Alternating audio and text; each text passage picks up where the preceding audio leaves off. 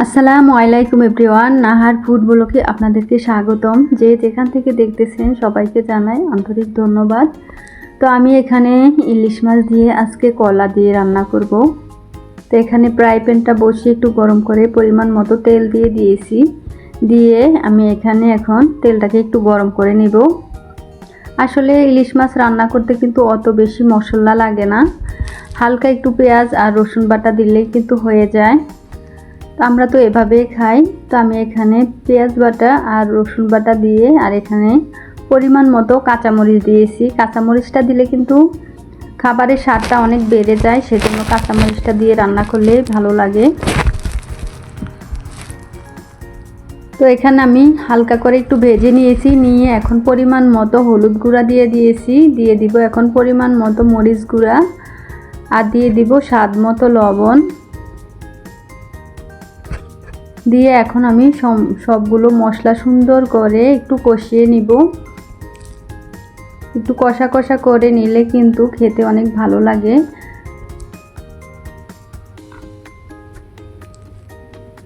ইলিশ মাছ দিয়ে কলা দিয়ে কিন্তু খেতে অনেক বেশি ভালো লাগে। সব কিছু রেখে কিন্তু এই খাবারটাই সবাই খাবে, ছোট বড় সবাই কিন্তু অনেক পছন্দ করে। তো আমার হাজবেন্ডের তো অনেক বেশি পছন্দের খাবার। আমি কিন্তু এখন এখানে মশলাটাকে একটু ভালো করে ভেজে নিয়েছি, আর এখানে এখন মশলাটাকে একটু কষিয়ে নেওয়ার জন্য পরিমাণ মতো একটু পানি দিয়েছি। দিয়ে এখন মশলাটাকে আর একটু ভালো করে কষিয়ে নিব। যে কোনো খাবারই যদি রান্না করেন মশলাটাকে ভালো করে কষিয়ে, তাহলে কিন্তু খাবারের স্বাদটা বহু গুণে বেড়ে যায়। তো এখানে আমি লাল মরিচের গুঁড়াটা একটু কম দিয়েছি, যেহেতু এখানে কাঁচা মরিচটা একটু বেশি দিয়েছি আর মরিচগুলো অনেক বেশি ঝাল ছিল, সেজন্য একটু কম দিয়েছি। আর কালারটা একটু কম এসেছে। তো এখন আমি নেড়ে চেড়ে কিন্তু একটু ভালো করে কষিয়ে নিব। আমার ভিডিওতে এ পর্যন্ত যারা আছেন প্লিজ একটা লাইক দিয়ে ভিডিওটা কন্টিনিউ করবেন। তো এখানে আমি একটা ইলিশ মাছ কেটে নিয়েছি, কেটে ধুয়ে পরিষ্কার করে এখন আমি মশলাগুলোর ভিতরে মাছটাকে ভালো করে কষিয়ে নিব।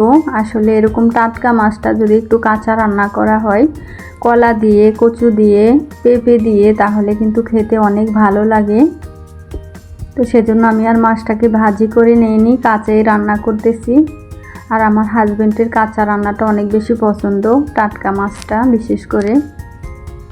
তো এখন আমি সুন্দর করে একটু ঢাকনা দিয়ে ঢেকে কষিয়ে নিব। তো কিছুক্ষণ পর ফিরে এসেছি, এসে এখন আমি একটু ঢাকনাটা তুলে নেড়ে চেড়ে দিব।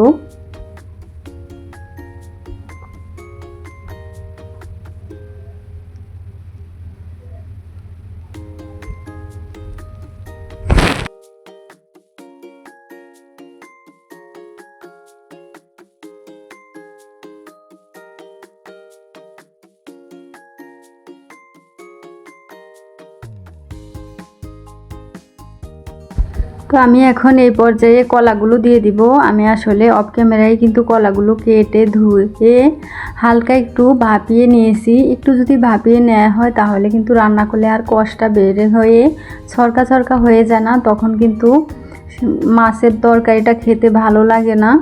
বা একটু লবণ দিয়ে হলুদ দিয়ে মেখে নিলেও হয়। তো আমি আজকে একটু একটা বলক দিয়ে নিয়েছি, নিয়ে এখন আমি সুন্দর করে মাছের সাথে কষিয়ে নিব। ভালো করে কষিয়ে যদি ঝোলটা দেওয়া হয় তাহলে কিন্তু রান্নাটা খুব মজা হয়। তো আলহামদুলিল্লাহ আমার আজকের এই কলার ইলিশ মাছ দিয়ে রান্না তরকারিটা কিন্তু অনেক বেশি মজা হয়েছিল।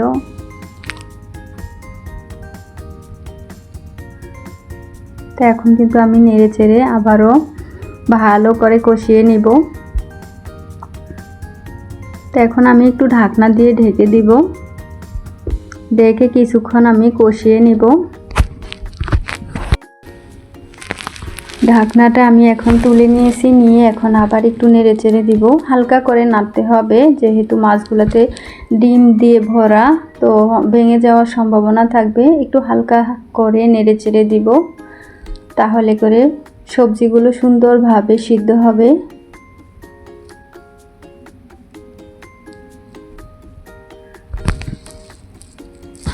আমার আজকে এই কলা দিয়ে ইলিশ মাছ রান্নার রেসিপিটা কেমন হয়েছে কমেন্ট বক্সে অবশ্যই জানিয়ে যাবেন। আপনারাও চাইলে এই ইলিশ মাছের সিজনে কিন্তু একবার হলেও কলা দিয়ে রান্না করে খাবেন। আলহামদুলিল্লাহ, এই খাবারটা কিন্তু অনেক বেশি মজা হয়। আসলে আমি আজকে রাতে ভিডিওটা করেছি, সেজন্য কালারটা কিন্তু স্পষ্ট আসেনি, কেন এরকম হয়েছে জানি না। এমনি দেখতে কিন্তু কালারটা মাশাআল্লাহ অনেক সুন্দর হয়েছিল, কিন্তু ভিডিওতে অতটা ভালো আসেনি।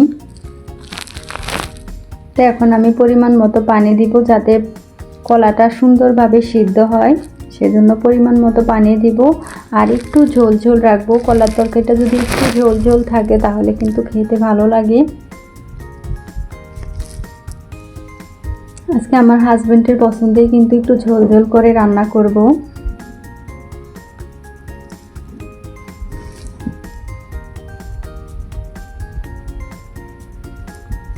তো এখন আমি আবার ঢাকনা দিয়ে ঢেকে দিয়েছি, দিয়ে এখন আবার এই তো ফিরে এসেছিলাম, এসে সুন্দর করে এখন আবার একটু নেড়ে চেড়ে দিতেছি।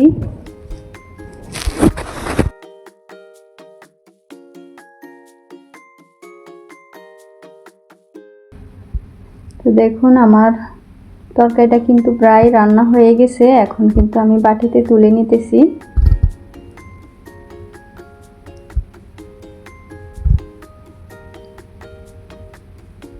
তো আমি বাটিতে তুলে আপনাদেরকে দেখিয়ে দেব। দেখুন মাশাআল্লাহ কতটা সুন্দর হয়েছে। দেখতে যতটা সুন্দর হয়েছিল, খেতে কিন্তু তার চেয়ে বেশি মজা হয়েছিল।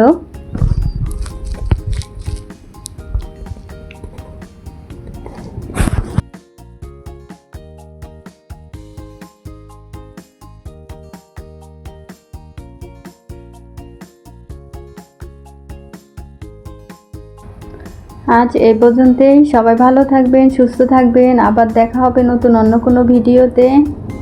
সে পর্যন্ত সবাই ভালো থাকবেন, সুস্থ থাকবেন। সবার জন্য রইল মন থেকে অনেক অনেক দোয়া ও ভালোবাসা। আল্লাহ হাফেজ।